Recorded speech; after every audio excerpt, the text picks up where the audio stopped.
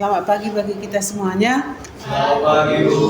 Ini pertemuan kita yang ke-13. Kita membahas tentang bagaimana perbedaan organisasi sosial, organisasi politik, dan lembaga pendidikan agama. Kalian tadi sudah membahas bagaimana sebenarnya perbedaan dari ketiga hal ini, tetapi sebenarnya organisasi sosial dan politik itu adalah hampir sama tentang membahas perubahan. Kita bisa melihat perbedaan secara umum ini, bagaimana organisasi sosial dan politik, bagaimana kedudukan daripada lembaga pendidikan agama. Mungkin di Indonesia yang lebih dominan lembaga pendidikan agama ini lebih diminati. Mungkin kalau di luar negeri mungkin nggak terlalu diminati, sehingga ada pertentangan tadi kalian lihat, untuk khususnya kelompok 1 menunjukkan bagaimana pertentangan antara gerakan daripada yang diungkapkan oleh Auguste Comte dengan Karl Marx, dan juga tentang masalah perbandingannya dengan lembaga pendidikan agama. Tujuan sebenarnya organisasi sosial ini adalah untuk mencapai perubahan sosial atau mempengaruhi kegiatan politik. Oleh karena itu disinilah khususnya HKBP atau Protestan tidak terjun kepada politik praktis. Kalau mau terjun ke politik praktis, ada khusus dipersiapkan untuk itu. Sedangkan lembaga pendidikan agama mengajarkan ajaran nilai-nilai agama. Karena ini mengajarkan nilai-nilai agama, sudah otomatis berbeda dengan politik. Agama ini, pendidikan agama ini, bagaimana dogma-dogma yang harus diajarkan kepada masyarakat. Sedangkan politik dan sosial ini adalah bagaimana perubahan daripada gerakan daripada masyarakat, gerakan daripada pertumbuhan negara dan desain negara terhadap program-program itu, dan di situ ada politiknya. Di dalam desain program negara itu, di situ ada politiknya, dan di situ ada gerakan sosial.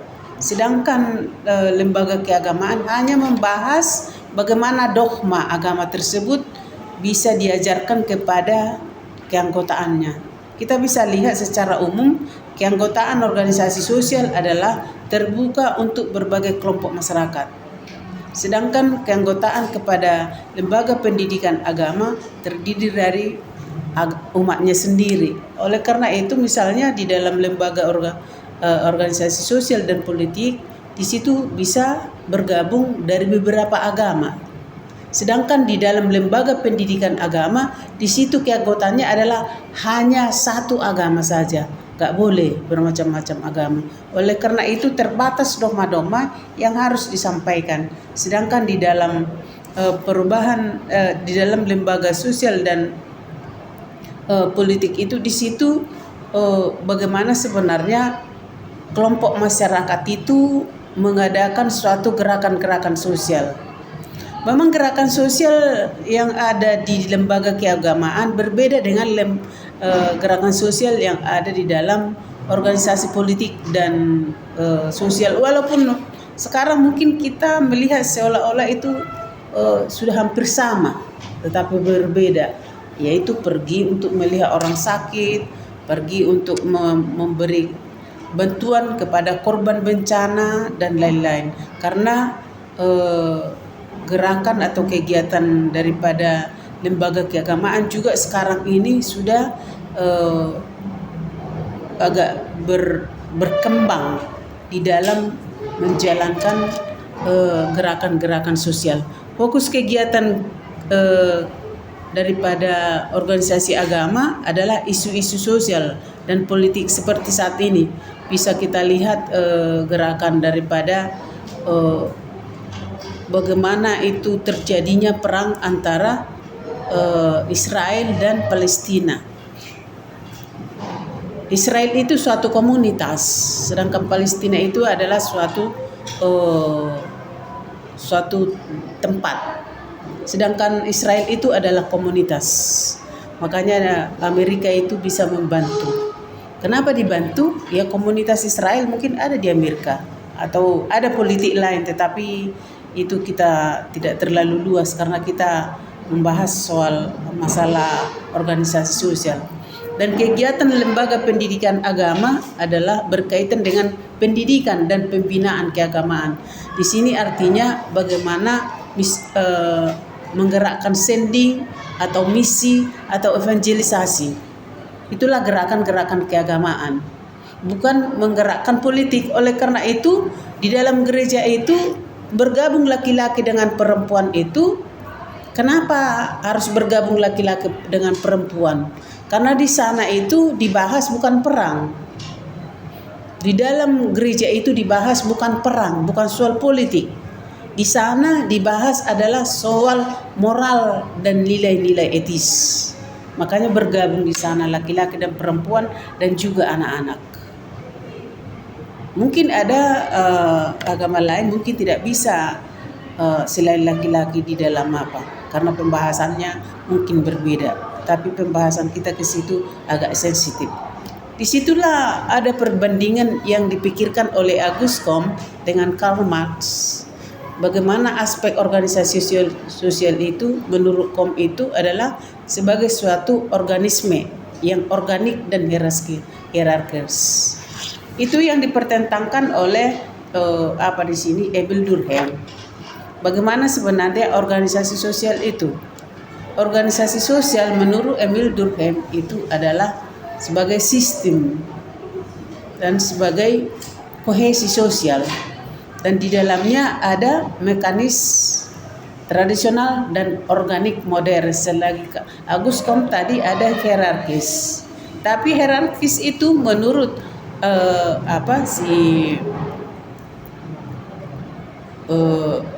Emile Durkheim itu adalah suatu struktur.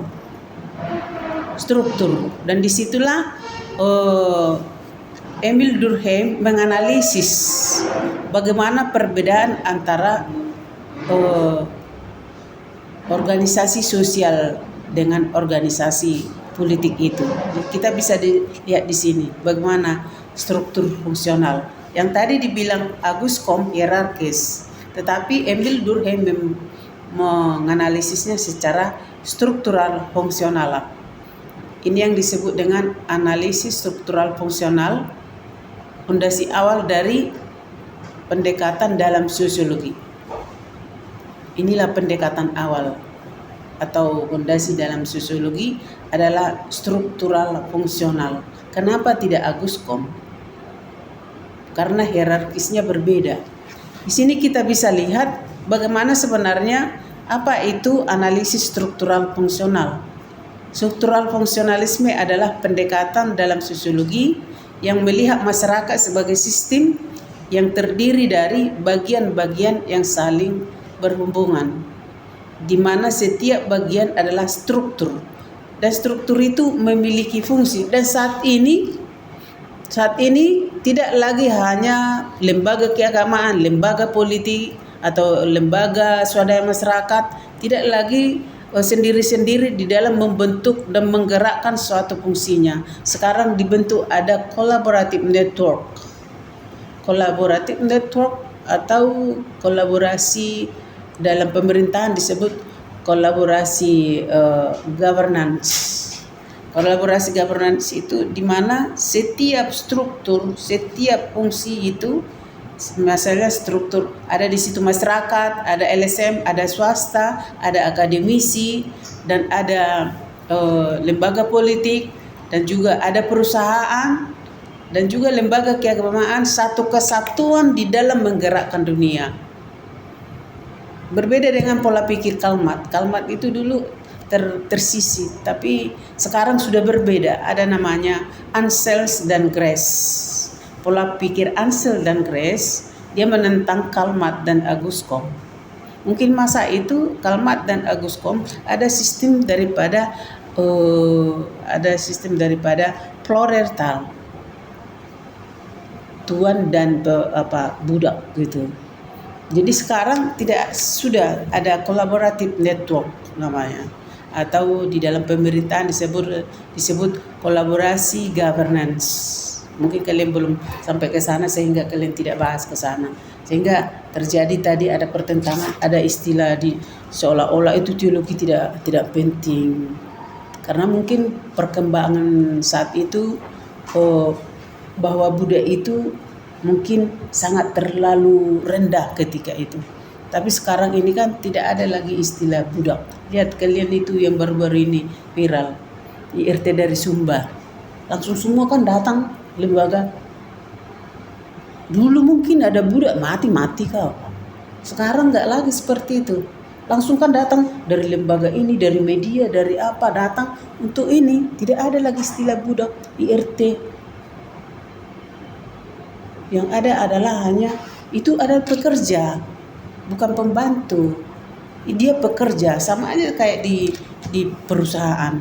Kita membantu pemilik modal kan? Kita bekerja di perusahaan, membantu pemilik modal itu supaya bergerak modalnya itu. Dia kan memiliki modal proletar. Untuk membantu modal mengembangkan modalnya itu kan harus kapitalis itu kan harus ada proletar. Tapi dari pola pikir Karl Marx mungkin itu adalah antara tuan dan bawahan. Sekarang nggak ada lagi istilah itu. Yang ada yang sekarang ini adalah collaborative network. Dan kalian juga untuk melakukan suatu kegiatan nanti dan skripsi harus sampai ke sana. Makanya ibu sengaja mengarahkan ini supaya otak kalian itu bisa terarah bagaimana sebenarnya kalian memahami perkembangan dunia sekarang. Dan kita harus hati-hati sekarang, semoga tidak terjadi perang dunia ketiga. Walaupun sudah real sampai saat ini, perang dunia ketiga. Kita seperti menonton film kan. Ibu melihatnya seperti menonton film tapi ibu sedih. Tempat tidur ibu menangis. Kenapa seperti ini terjadi? Tapi Tuhan biarkan itu supaya orang tertegur dengan keterlenaan di dalam kehidupan. Misalnya pemilik modal, kehidupan di dalam media, lembaga sosial yang saling korupsi misalnya, begitu mungkin dibiarkan. Sekarang bagaimana kita untuk memahami, bagaimana kita melihat masyarakat secara terstruktur. Artinya di sini adik-adik mahasiswa, bagaimana fakta sosial sebagai struktur sosial. Di sini Durkheim menganggap bahwa fakta sosial seperti norma, nilai. Kita tadi membahaskan bahwa organisasi sosial itu membahas tentang perubahan sosial kan. Sedangkan lembaga pendidikan agama itu membahas tentang norma. Sekarang sudah berbeda. Semua sama-sama duduk untuk membahas bagaimana fakta sosial. Fakta sosial adalah norma. Dan itu tidak dilihat Karl Marx. Fakta sosial adalah norma, nilai, hukum, agama, dan moralitas sebagai struktur sosial yang nyata dan berfungsi memandu perilaku individu agar selaras dengan masyarakat. Misalnya, bagaimana hukum menjaga keteraturannya, agama membentuk solidaritas, dan pendidikan mentransmisikan nilai sosial. Disinilah Durkheim melihat bagaimana sebenarnya tujuan utama struktur sosial itu. Tujuan utama struktur sosial adalah menciptakan solidaritas. Di dalam solidaritas itu terlihat masyarakat itu sederhana. Itu yang disebut solidaritas mekanik. Yang kelompok 2 mungkin bahasnya minggu lalu. Dan juga masyarakat modern. Tadi sudah kalian mungkin tadi siapa mempertanyakan ini si Pinoris. Masyarakat modern itu adalah organisasi atau masyarakat solidaritas organik yang tergantung kepada pembagian kerja. Sebenarnya kita tidak penting ke sana, apalagi sekarang perang dunia ketiga. Tidak tergantung kita tidak terhadap pembagian kerja. Seperti yang mungkin dibacakan siapa tadi yang membacakan tentang feminisme, pembagian kerja itu si Rohit ya. Sekarang tidak ada lagi istilah pembagian kerja. Yang ada itu alamiah itu ya nggak boleh lah laki-laki melahirkan. Tapi semuanya bisa kan? Sekarang di udah banyak sekarang bisa laki-laki sama laki-laki menikah dan perempuan sama perempuan, dan sudah ada yang menerima itu. Jadi tidak ada di situ pembagian kerja, hanya kemampuannya saja bagaimana dia secara organik mampu untuk menjalankan. Dan tujuan utama struktur sosial itu menurut Emil Durkheim perubahan sosial yang evolusioner dan bertahap, bukan revolusioner, tapi berevolusi, bukan sistem perang revolusi, tetapi berevolusi, pelan-pelan dia berubah. Ada pertanyaan? Ada lagi?